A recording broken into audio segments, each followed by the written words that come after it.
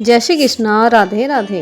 कार्तिक मास का ये महात्म्य अध्याय हमें भगवान श्री हरि की भक्ति, धर्म और सत्कर्मों की महिमा का स्मरण कराता है। कार्तिक मास में हर एक कथा केवल शास्त्र ज्ञान ही नहीं बल्कि जीवन को पवित्र और सफल बनाने का मार्ग भी दिखाती है। आज का दिन विशेष है क्योंकि ये पावन अवसर कार्तिक मास की महिमा के साथ साथ करवा चौथ के व्रत का भी है। जब कार्तिक मास का पुण्य और करवा चौथ की निष्ठा एक साथ जुड़ते हैं तो ये दिन और भी मंगलमय हो जाता है। आप सबको प्रभु शरण 78 की तरफ से करवा चौथ और कार्तिक मास की बहुत बहुत मंगल बधाई हो। अब हम कार्तिक माह की पावन कथा अध्याय 4 का रसपान करते हैं। नारद जी ब्रह्मा जी से कहते हैं कि हे ब्राह्मण, कार्तिक मास में जो दीप दान होता है उसका महात्म्य कहें। ब्रह्मा जी कहने लगे कि हे पुत्र, दीप चाहे स्वर्ण का हो अथवा चांदी, तांबा, आटा अथवा मिट्टी का हो, अपनी श्रद्धा अनुसार कार्तिक मास में दान करना चाहिए। ऐसा करने से सब पापों का नाश हो जाता है। दीपक भगवान की मूर्ति के आगे अथवा तुलसी के वृक्ष के समीप, चौक, ब्राह्मण के घर, वृक्ष के नीचे, वन में, गौशाला में तथा ताक पर चाहे घी का हो या तेल का जलाना चाहिए। जो ब्राह्मण के घर पर दीपक जलाता है उसको अग्नि अष्टोम यज्ञ का फल प्राप्त होता है और जो आकाश में ऊंचा दीपक जलाता है उसके धन की वृद्धि होती है तथा वैकुंठ में वास मिलता है। भगवान से प्रार्थना करें कि भगवान, मैं आपके निमित्त दीपक जलाता हूँ। कार्तिक में मथुरा, माघ में प्रयाग और वैशाख में हरिद्वार का वास अति उत्तम होता है। जब सूर्य तुला, मकर और मेष राशि का हो उसमें किए गए व्रत, नियम और पूजा बहुत अधिक फल देने वाले होते हैं। इन मासों में अच्छे कर्म करने से पापों का नाश हो जाता है।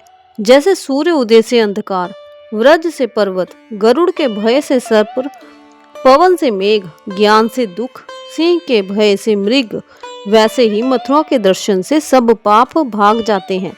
कार्तिक मास में स्नान, जागरण, दीपदान, तुलसी सेवन, भगवान के मंदिर में मार्जन, झाड़ू आदि लगाना, भगवान की कथा सुनना, कीर्तन करना सब ही अच्छे फल देने वाले होते हैं। अतः पूर्व जन्म के पापों का नाश करने के लिए कृच्छ व्रत इत्यादि करने उत्तम है। इतनी कथा सुनकर नारद जी पूछने लगे कि हे ब्राह्मण, पूर्व जन्म के पाप कैसे जाने जा सकते हैं। ब्रह्मा जी कहने लगे कि हे पुत्र, ब्रह्म हत्या, क्षय रोगी, गुरु स्त्रीगामी, कुष्ठी और सोने की चोरी करने वाले के नाखून खराब हो जाते हैं और मदिरा पीने वाले के दांत खराब हो जाते हैं। इस प्रकार पूर्व जन्म के पापों से मनुष्य पहचाना जाता है। ये सब दान, तपस्या और कृच्छ व्रतादि से निवारण होते हैं। अब कृच्छ व्रतादि कहते हैं, एक समय भोजन करने से पाद कृच्छ, 3 दिन सायंकाल और 3 दिन प्रातःकाल भोजन करने से अति कृच्छ तथा सायंकाल में 22 ग्रास और प्रातःकाल में 26 ग्रास अथवा 24 ग्रास खाने से भी अति कृच्छ व्रत कहा गया है। 3 दिन प्रति रोज खाएं और 3 दिन उपवास करें, ये भी अति कृच्छ होता है। सायंकाल में 1 ग्रास और प्रातःकाल में 1 ग्रास और 2 दिन में बिना मांगा हुआ तथा 2 दिन तक उपवास, ये कृच्छार्थ व्रत कहलाता है। 21 दिन तक केवल दूध या पानी पीता रहें, ये कृच्छाति कृच्छ व्रत कहलाता है। 12 दिन तक उपवास करना पुराक व्रत कहलाता है।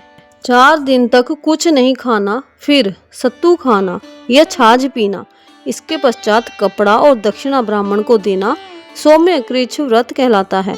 इसी प्रकार 12 दिन तक करना द्वादश कृच्छ व्रत कहलाता है। तुला पुरुष का दान करना और गऊ का घृत, गोबर, दूध, दही तथा कुशा का जल पीना, दूसरे दिन उपवास करना, ये कृच्छ संतपन व्रत कहा गया है। 3 दिन तक गोमूत्र, 3 दिन तक गोबर, फिर 3 दिन दही, फिर 3 दिन तक दूध, फिर 3 दिन तक घी खाएं, ये संतपन है जो सब पापों का नाश करने वाला होता है। इसी प्रकार गुलर, कमल, बेल, इनके पत्ते या कुशा का जल, ये प्रतिदिन पीने से ऊन कृच्छ व्रत होता है। और 3 दिन तक उपवास करके पहले लिखी हुई वस्तुओं को पिए, तो पूर्ण कृच्छ व्रत होता है। यदि तपा हुआ दूध, घी, जल एक एक प्रतिदिन पिएं और एक दिन उपवास करें तो इसे तप्त कृच्छ व्रत कहा जाता है। जल, दूध, घी ये तपा कर 3 दिन तक पिएं और एक समय स्नान करें तो ये भी तप्त कृच्छ व्रत कहलाता है। इसका प्रमाण पानी 8 तोला, दूध 12 तोला, घी 4 तोला होना चाहिए तथा कार्तिक शुक्ल चतुर्दशी को भगवान का पूजन करना चाहिए। उपवास करके उस रात्रि को जल में स्थित होकर ये पेट जल कृच्छ व्रत कहलाता है, जिसके करने से वैकुंठ की प्राप्ति होती है। कार्तिक सुदी सप्तमी को घी खाएं, फिर एकादशी को उपवास करें। ये पैतामह कृच्छ व्रत कहलाता है।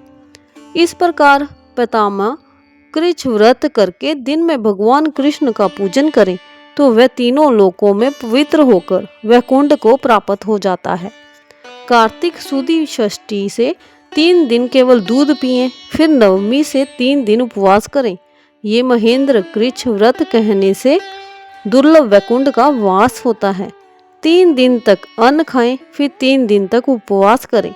ये भी पत्र पंचक व्रत कहलाता है तथा इसको वैष्णव कृच्छ व्रत भी कहते हैं।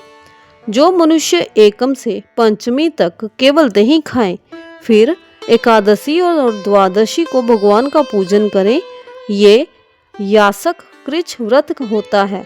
इससे श्वेत द्वीप का वास मिलता है। जो शुक्ल पक्ष की एकम से प्रतिदिन 1 ग्रास बढ़ाता है और कृष्ण पक्ष में 1-1 ग्रास कम करता है तथा अमावस को कुछ नहीं खाता है, ये चांद्रायण व्रत कहलाता है। 1 ग्रास 2 तोले या अच्छी तरह से मुंह में आ जाए इतना होता है।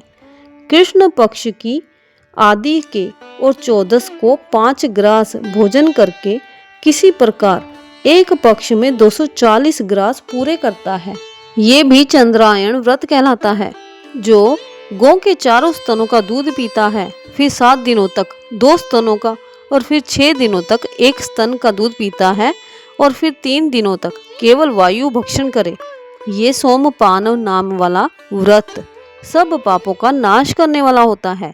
गेहूं तथा चावल की कांजी, दही, दूध, घी, पानी और पंचगव्य ये सब चीजें नियम पूर्वक कार्तिक के मास में खाने से सप्ताशक कृच्छ व्रत होता है। इसको करने वाला मनुष्य विष्णु लोक को प्राप्त हो जाता है। बेल, पलाश, गूलर का काढ़ा और गर्म दूध पीकर एकादशी को व्रत करने वाला द्वादशी को पारण करे तो वैकुंठ वासी होता है। जो आदमी कार्तिक सुदी सप्तमी, अष्टमी, नवमी और दशमी को जल कमल को खाए, फिर एकादशी को उपवास करे तो इस लक्ष्मी व्रत को करने से मनुष्य लक्ष्मी का पात्र होता है। इसको करने वाला भगवान के वैकुंठ लोक को प्राप्त होता है। प्रातः काल में 4 और सायंकाल में इसको खाने से शिशु चांद्रायण व्रत कहलाता है। कार्तिक सुदी 14 को विधि पूर्वक ब्रह्मा क्रूच व्रत तथा गौरी का पूजन करना चाहिए। इसकी विधि कहते हैं, गोमूत्र, गोबर, गोघृत और कुशा का जल लेकर ये सब मिलाकर पंचगव्य तथा ब्रह्मा क्रूच होता है तथा लाल रंग की गौ का मूत्र, श्वेत गौ का दूध, नीली गौ का दही, काली गौ का घी। यदि ये ना मिल सके तो दूसरी तरह का भी पंचगव्य हो सकता है। इसका प्रमाण ये है, गोमूत्र 8 मासे, गोबर 19 मासे, दूध 12 मासे, दही 10 मासे, घी 8 मासे तथा कुशा का जल 4 मासे। गोमूत्र गायत्री मंत्र पढ़कर लेना चाहिए। गंध द्वारा ये मंत्र पढ़कर गोबर, पय, पथिव्या पढ़कर दूध, दधि, क्रावणों मंत्र पढ़कर दही, तेजोमसी मंत्र पढ़कर घी, दवशयति मंत्र पढ़कर कुशा का जल लेना चाहिए। इसको कुशा के पत्रों में रखकर विधिवत हवन करना और वेद के इन मंत्रों से आहुति देकर हवन करना चाहिए। इरावती, इदम, विष्णु, विर्च क्रमे, सरबती, मंस्तोख, शवती इन मंत्रों से आहुति देकर बचा हुआ घी पान करें। घी पलाश के पात्र, स्वर्ण या चांदी के पात्र में पान करना चाहिए। एक दिन तथा रात्रि उपवास करें। साथ ही भगवान का स्मरण करें। यदि स्त्री व्रत करे तो अपने पति की आयु कामना के अर्थ भगवान की प्रार्थना करे। दिन भर भोजन नहीं करना चाहिए। आंवला या तुलसी का पूजन करना चाहिए। व्रत समाप्ति के निमित्त ब्राह्मणों को गोदान करना चाहिए। इस प्रकार इन कृच्छार्थी व्रत के करने वाले भगवान को अति प्रिय होते हैं और वह परम पद को प्राप्त हो जाते हैं। इसी के साथ आज का ये पावन अध्याय यहीं पर समाप्त होता है। फिर मिलेंगे अगले अध्याय के लिए। तब तक के लिए भगवान का नाम जपते रहें और अपने जीवन को भक्ति भाव से आलोकित करते रहें। भगवान श्री हरि और माता पार्वती की कृपा से हम सभी के घर आंगन खुशियों से और सुख समृद्धि से भरपूर रहें। जय श्री कृष्णा। राधे राधे।